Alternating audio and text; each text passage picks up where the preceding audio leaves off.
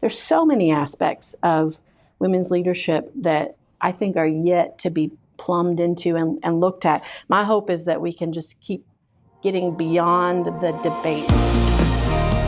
Hi friends, I'm Christine Caine, and you're listening to the Life and Leadership Podcast, where we share conversations with faith-fueled leaders from all over the globe. God, I have so much to be thankful for, and even in the midst of my suffering, you are present.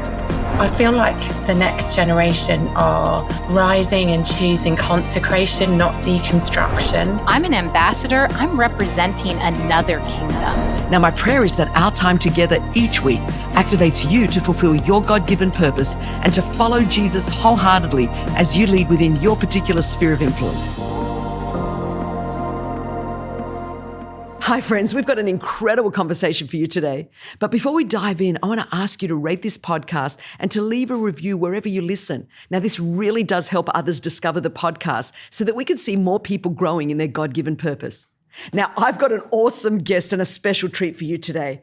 I'm being joined by my good friend, Dr. Anna Morgan. She's a professor and a pastor and just an all-round genius. I know you are going to love her. So let's dive into this conversation.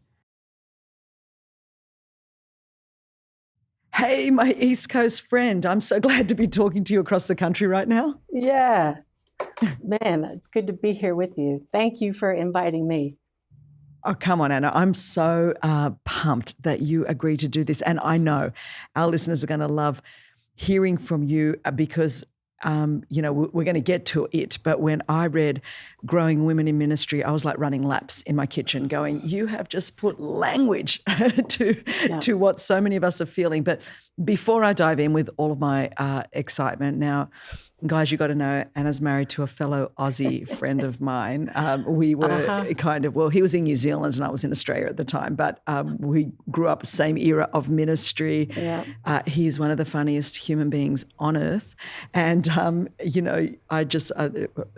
Anna's husband is John, in case you were wondering why I'm kind of going on about this. But I want you to tell us just a little bit because I want our people to get to know you, just kind of the Cliff Notes version of who you are and how you've kind of ended up.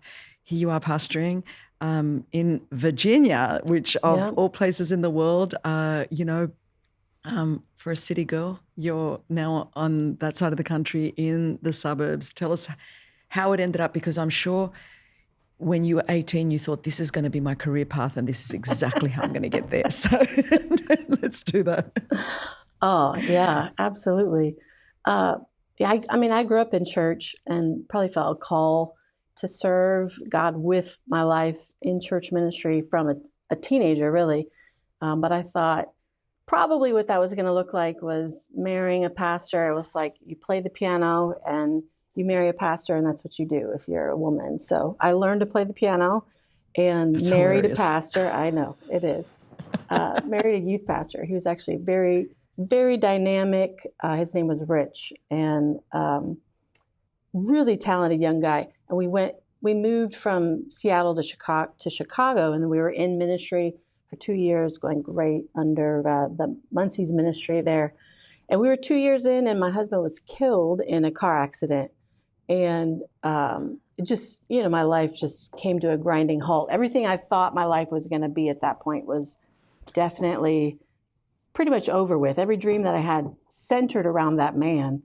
So I really was in searching the Lord in that season, and I felt strongly that God still wanted me to do ministry. So I just kind of kept going, and my pastors made space for me, and I just kind of figured it out. How old were you at this point? I was 23 when he was killed in that car accident. Wow. So very young. Yeah.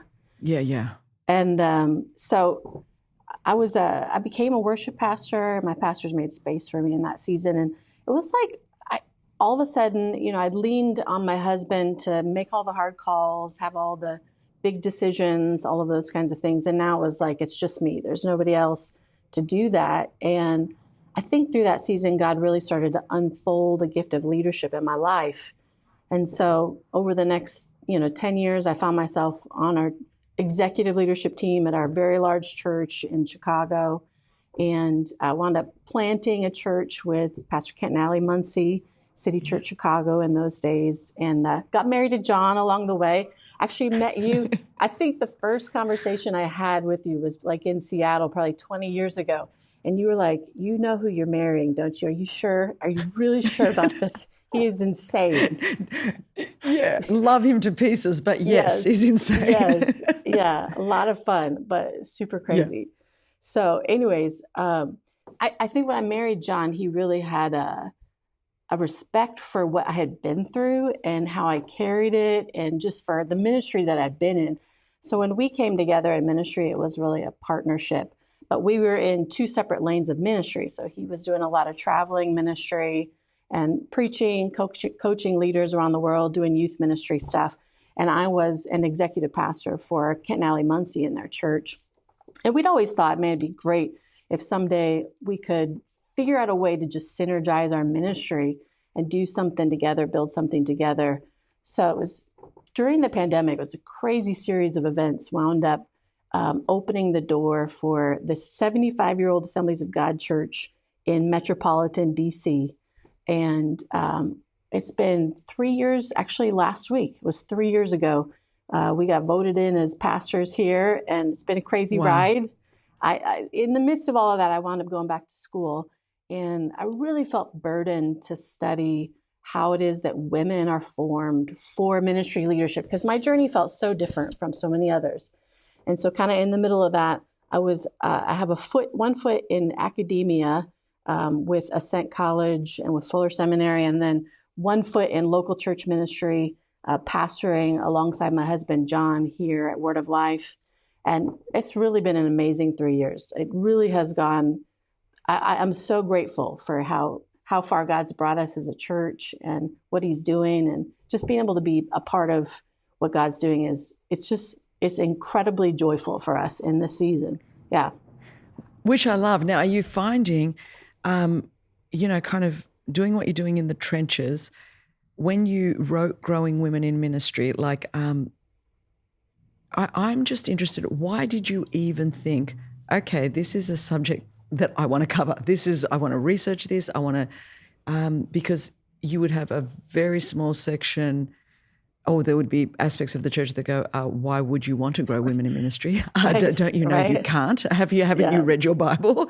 And then you'd have another section that would go, why does this need to be written? I'm just doing it. I'm awesome. And then there is this very wide middle that go, wow, you are giving language to my experience.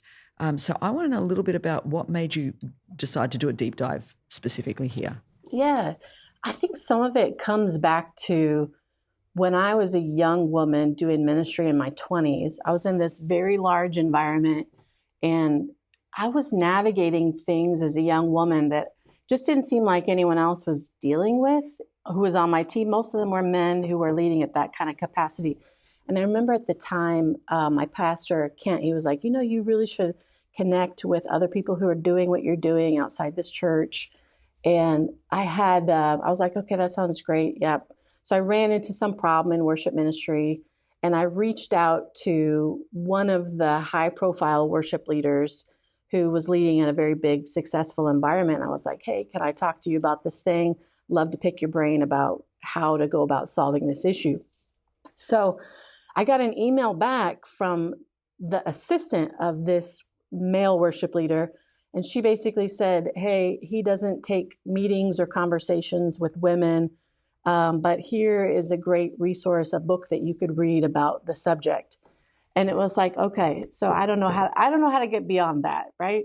So stuff like that was hitting up against along the way, and just different ways of leading, different ways of being that guys just didn't seem to identify with. And there was nothing. I mean, at that time, there was literally nothing for women who were in ministry leadership. And I had always been in environments that were egalitarian. So women were leading, but we didn't really talk about it. It was just kind of really, it was really just practically driven. It was like, we need someone to do this and you can do it. So come fill a role. But no one was giving any kind of theology around it or anything like that. So, you're reading scripture and trying to figure out, okay, how do I reconcile with what some of these things I'm I'm seeing. And so that started pushing me into studies. And then as I was at City Church, and now I'm in my 30s and investing in women who are in their 20s and seeing some of the same struggles that I had. And I was like, there's something here that we're missing. All these leadership books are great, but they're written by men, they're written for men, and for the most part, they address male issues. But there's something unique about how women form leadership influence that I really wanted to tap into. And then it was like a God, yes, you must do this. And I mean, I don't think there's been anything in my life that I felt a stronger, just absolute run for this from the Holy Spirit. It was like, you must discover this and get this out there and try to help women who are trying to figure out their own journey, and then help men who are trying to figure out how to raise up women in their own context. And so much of what's written is either about the theological debate, like should they or shouldn't they, or it's focused on here's all the barriers, here's all the problems, here's why men are the problem, and it gets stuck there. And so I want to be able to move beyond all of that and say, okay, well, if I look at environments, because there are environments where women are flourishing in leadership, what's happening there? And what's happening in those women's lives that's causing such fruitfulness to happen? So that's really what pushed me into it. And I love that because the focus is like on the journey, because if there's anything out there in the literature, it's kind of like, well, this is a female leadership style, this is a male leadership style, which may or may not be true or not true, but it's it's in that category. Very little talks about the journey, and then particularly in a local church context, because then people get really nervous because that's presupposing that there are pathways and there are pipelines, which presupposes a certain theological understanding. So I understand why for 2,000 years there has not been a lot written in this area for women. And I love the way that you've done it, because that journey process is, you can actually, it really doesn't matter whether you're egalitarian or complementarian, because there's a lot that you can learn from this book, because everyone's sort of just got different levels. In some levels, women can do what you're doing, pastor, have women elders, and then in other places, women can do everything. And in most places, but I think by and large in my experience, most places are certainly becoming sort of at the minimum, women can almost function in every role except senior pastor or and elders. Like that would be sort of, and it's great. That's a long way from when I started, like you just go, that's awesome. And there's room, and especially in Propel, we're like all of it. And then there are other environments where you couldn't even put the word woman and leader in the same sentence. So I understand that. And we've always said we're here to just champion you wherever you are. If you're at A, let's go to B. If you're at E, let's go to F. Just wherever I'm. That's what, and that's why I love this book, because I'm like, okay, there's some great conversations had, but the things that you identified. And I think, if my memory serves me correct, I think you've identified 7. Am I right? Yeah. 7 aspects. Okay. So can you sort of, do you remember them? Am I just putting you on the spot here? But No. Sometimes I know when people ask me and I'm like, okay, I wrote that 6 months ago. Can you tell me? So, like what were those 7 aspects, or as many of them as you can remember, of just kind of, because I think we can maybe drill down in 1 or 2 of them, but I just think it's so important, and they're relevant to really any woman. Now, of course, we're looking at vocational ministry in a church, but there would be places in the secular spaces where, a woman's journey, and again, we haven't tracked a whole lot of that. It still sort of is like, well, we never got through the glass ceiling, or we never got to the corner office, and sort of the goal is smash the glass ceiling, get in the corner office. And I'm like, can we talk a lot more about process and what happens when we get there, and what do we need to do? Like, there are so many more conversations that we could be having. I feel like this is one of those, and a lot of this content can cross over into other sectors as well, because I think some of these books need to be written by women like you, because even the most well-intentioned men, and I've had a lot of them in my life over the last 35 years of leadership, really great well-intentioned men still are ultimately limited in their understanding of what a woman's journey is like. Even when it's a woman like me that appears to a lot of people to go, wow, you got like no barriers. You've smashed every glass ceiling. You know, you've got, okay. But I'm like the best of the best of the best. And Nick and I talk about this a lot because there wouldn't be anyone more supportive in my life over the 35 years than Nick. But I'm like, at the end of it, that we're always going to hit something where it's like, you just don't get it. You just, and it really, you're well-intentioned, heart's all in it. Right. There is no doubt about that. But you cannot fully understand it because you're just not a woman that's had to walk this journey. So anyway, I'm cutting it off. Tell me about the 7 because I think people will be really interested.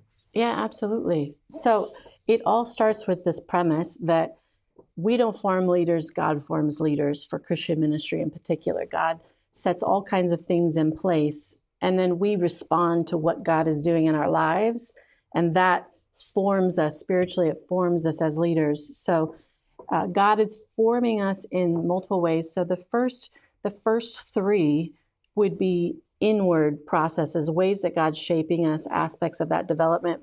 And so God's shaping us spiritually. And this is kind of like a given, obvious one, but we're developing spiritual authority. We're beginning to understand our calling and how to obey Jesus, how to steward his church. And then the second one would be how God is forming our thinking. So there's a difference between how we just normally think and how to think as a leader, beginning with just recognizing my own influence and the identity that I am a leader. And then it moves from there. Then also there's some inward shaping that's happening in our emotional life to develop emotional intelligence, things like how empathetic we are, how well we manage our relationships, how self-aware are we of our own unique giftedness, and how good are we at managing our emotions.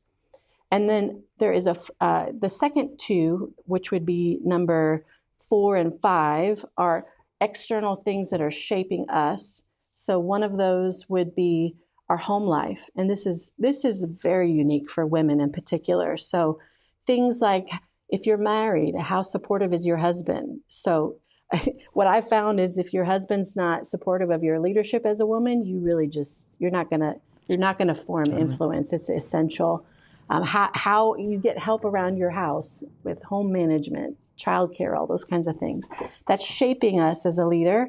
And then also the environment that we're leading inside. So what's the culture, the policies in our church, in our ministry? What's their theological position? All of those things are shaping us as a leader and who we are, how we think about leadership.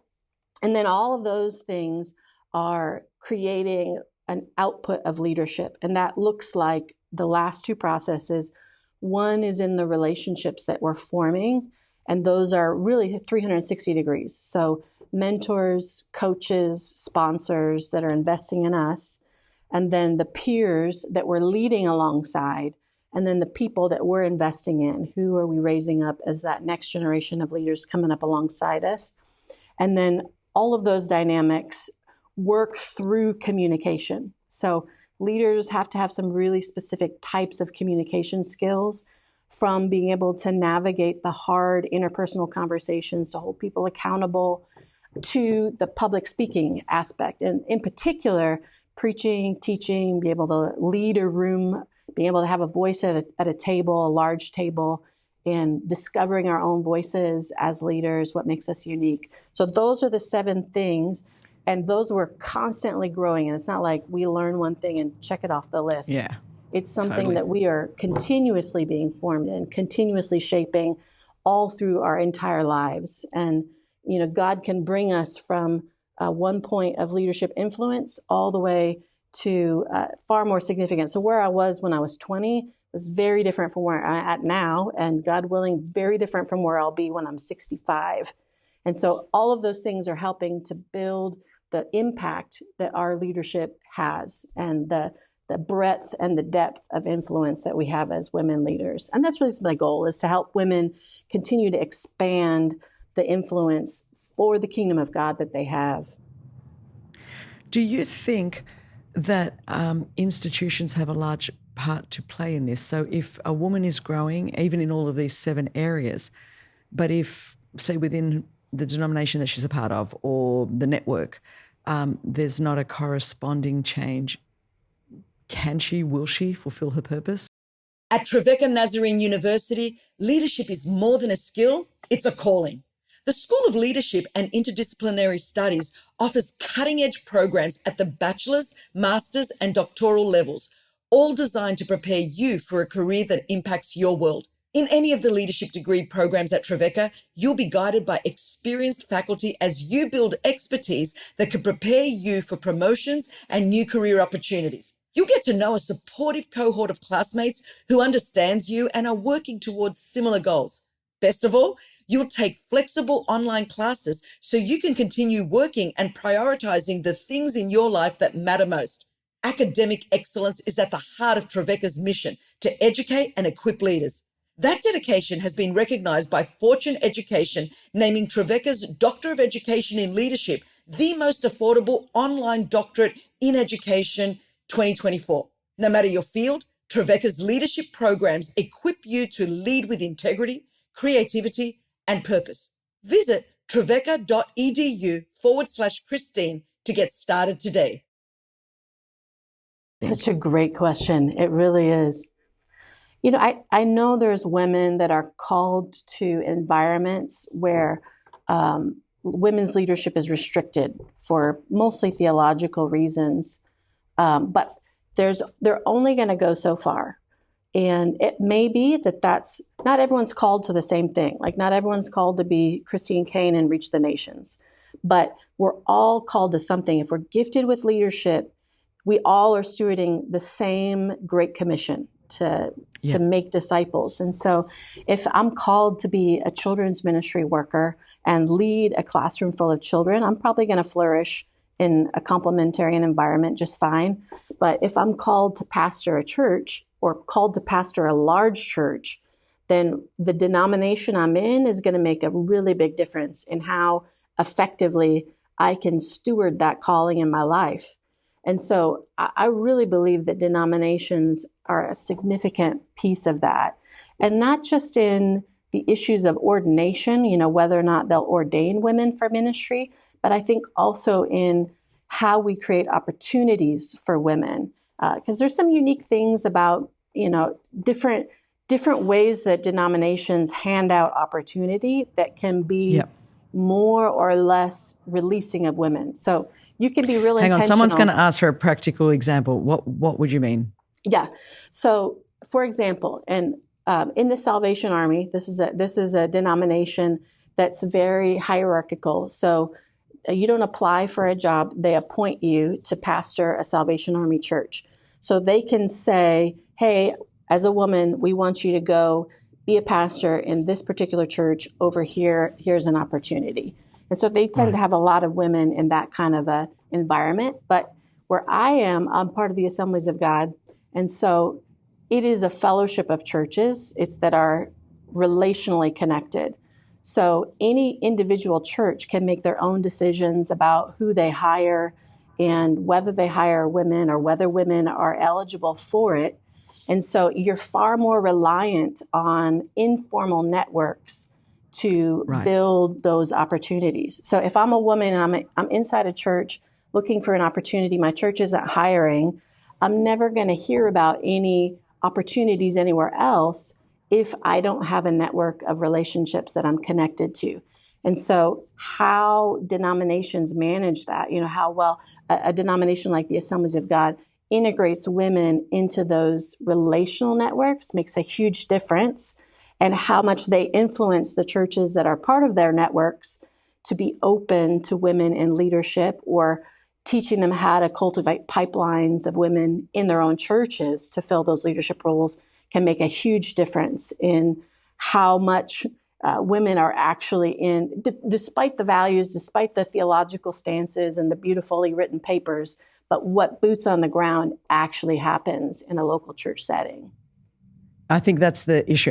That's why I loved your book, because I'm like, we need more boots on the ground thing, because I remember even I'm sitting there and say denominations like the Assemblies of God who in the charter would be like, we totally affirm women in ministry, and then I'm going to churches or executive positions, or I was the director of our state youth movement in 1996 in Australia. To this day, we're now in 2024.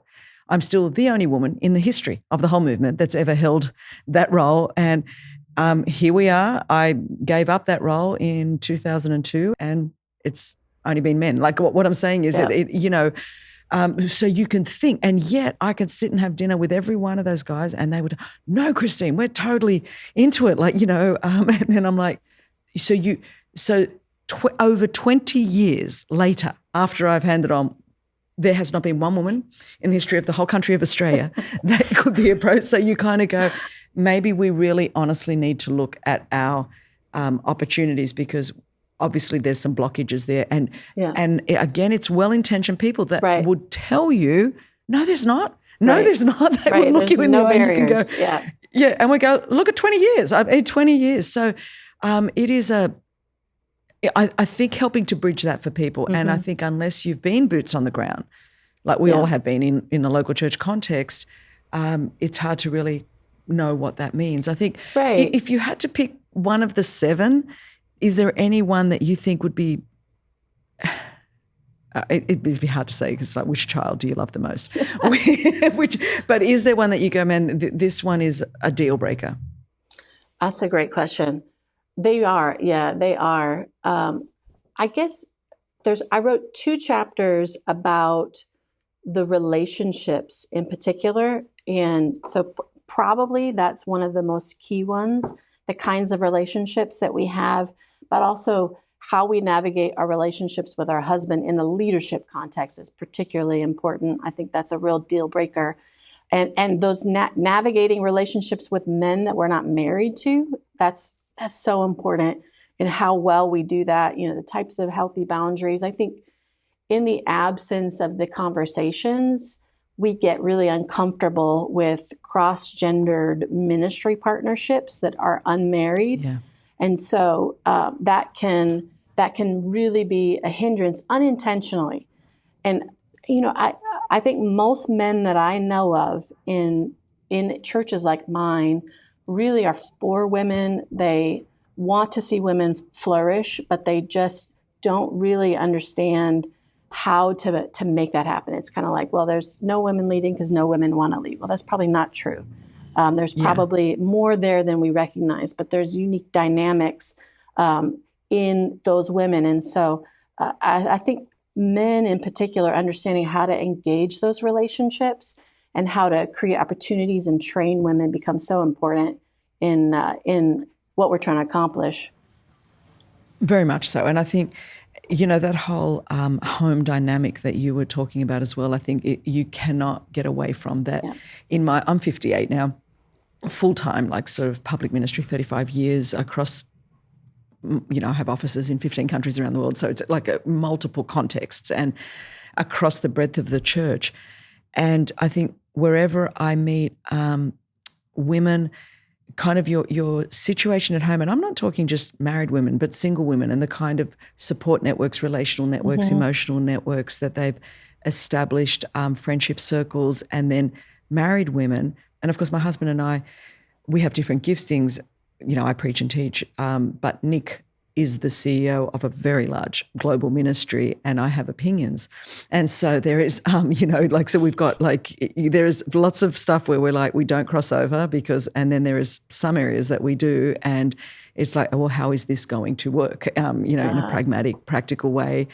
And then you have the complexity of marriage roles. So, other people go, there is a dynamic that we don't often talk about. I remember when I first started, because of course I was the only pastor female, and they're like, bring the pastor's wives. And I'm like, oh, I need a pastor's wife. I need a pastor's wife. Like, what is going on here?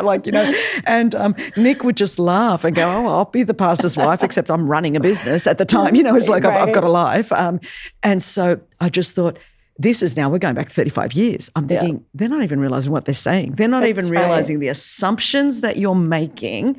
And of course, I would just roll with it. It was a different era, and I knew I had this long-term game. I was thinking 50 years ahead for another generation. So I thought, Chris, suck it up. I'm wired up a certain way. It was, it just is what it is. The things that they said they would never get away with nowadays, or what was done, but you just go, still happens. Here we are, and here we are. Yeah, it's no doubt.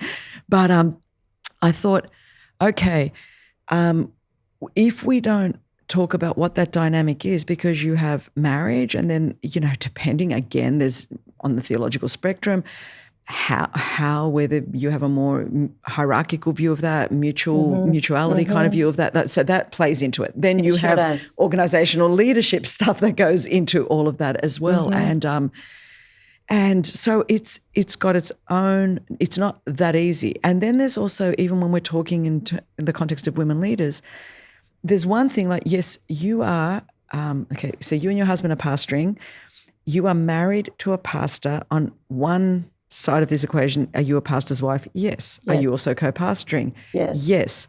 Are you also, and when I say are you also co-pastoring, you truly are, with authority, with people that are accountable to you. So you could also be a pastor's wife that has a positional authority, but not you truly aren't really leading anybody, or you can't, but it's because you are married to someone, you have a role. Now, if you were the CEO of, I'll just make it up, Television Enterprises Corporation, that CEO's wife doesn't automatically become the co-CEO of the company. So it's a unique, you go, okay, so does that mean you necessarily have that anointing, or you're called to it, or you're carrying that spiritual weight?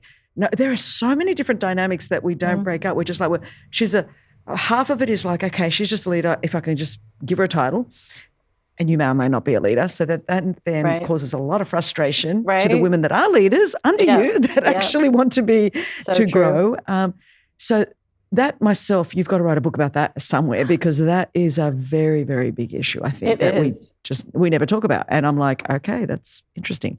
And then there's dynamics that, and we need to give permission and tools for everything, I think, like whether you are married to another leader, or perhaps married to a businessman or a teacher or whatever, like that is not in vocational ministry. What does that look like? How does it go?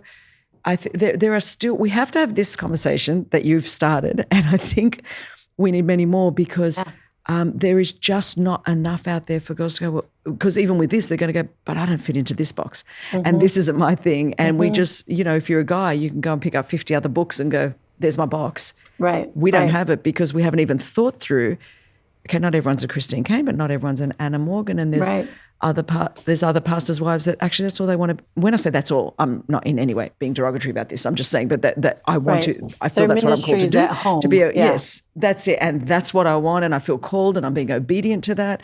And then what do you do when you're single and you're the executive pastor to a married man, and what does that look like? And here you were married, but an executive pastor in Chicago, where you couldn't. I think you would be laughed at if you tried to have a debate about can a woman lead. I mean, I come to your church when you were pastoring back there, and I'm like, you have got the top level of everything: corporate, technology, science, arts, politics. If we in any way sort of were like, a woman doesn't have equal value, or, I mean, you may as well shut your church doors. It's like real? Like real? What are we even talking about? What planet are we on? Right. And yet that underlying thing still permeates some of the church world, I think. Mm-hmm. Yeah, it absolutely does. Yeah. So, I'm going. So I'm grateful. I think as I've gotten a bit broader with thinking and talking about different types of dynamics in leadership, do you think as we move in, we read your book, we start to look at all of that, can you yourself see that there are just so many different areas of women in leadership that we still need to unpack in terms of research? Absolutely. Yeah, absolutely. I mean, it really is. That's probably what's in my heart next to really look at is the dynamics of husbands and wives and all those relational pieces that make it so complex, particularly because I think in some egalitarian environments, they take the model in the corporate world, and that says, husbands and wives should not work together. We're worried about nepotism, and then they just put that over the top of the church. But the dynamics are so different. If both a husband and a wife have a public ministry call, they're in the same local church. A church setting is just unique because it's not just a job, and there's a spiritual component of just answering the call of God. There's a social component. This is where we all, we're family together, a spiritual family in that sense, the body of Christ. And so it's so much more complex. I know one woman in particular, she's a student of mine, but she's an executive pastor in one church, and her husband is a pastor at a church down the street. And that's how they've navigated that, because they can't be in the same environment, which to me is like, I'm not sure that's how fair that is. I mean, it's working for them, obviously. But I just think if we really think it through more in depth, there's no simple solutions. We like simple solutions, but I think the complexity that's there is worth digging into and that's how we're going to see women flourish, is when we're willing to deal with the nuances that are there.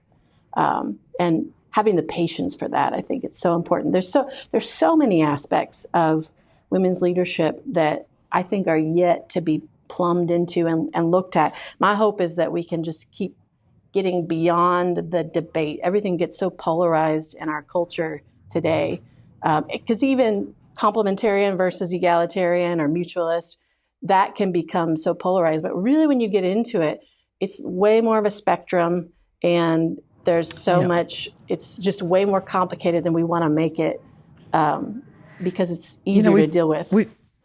So we're 2,000 years into the church, and we still haven't moved past the debate. Where do you hold hope for this? Man, I really do feel hopeful, because obviously the women's movement of the last 100, 150 years has moved things forward for women in some pretty significant ways across Western society in particular. Yep. And I don't agree with everything in feminism, but I do agree with the championing of women and their value and their contributions and their leadership. And so I can see that there is, especially in the last 20 years, there's been an emerging hunger in the church to see women flourishing. It's a good example. I have a friend of mine who pastors in town. She was an executive pastor at a very large church, maybe about 30 minutes away from me.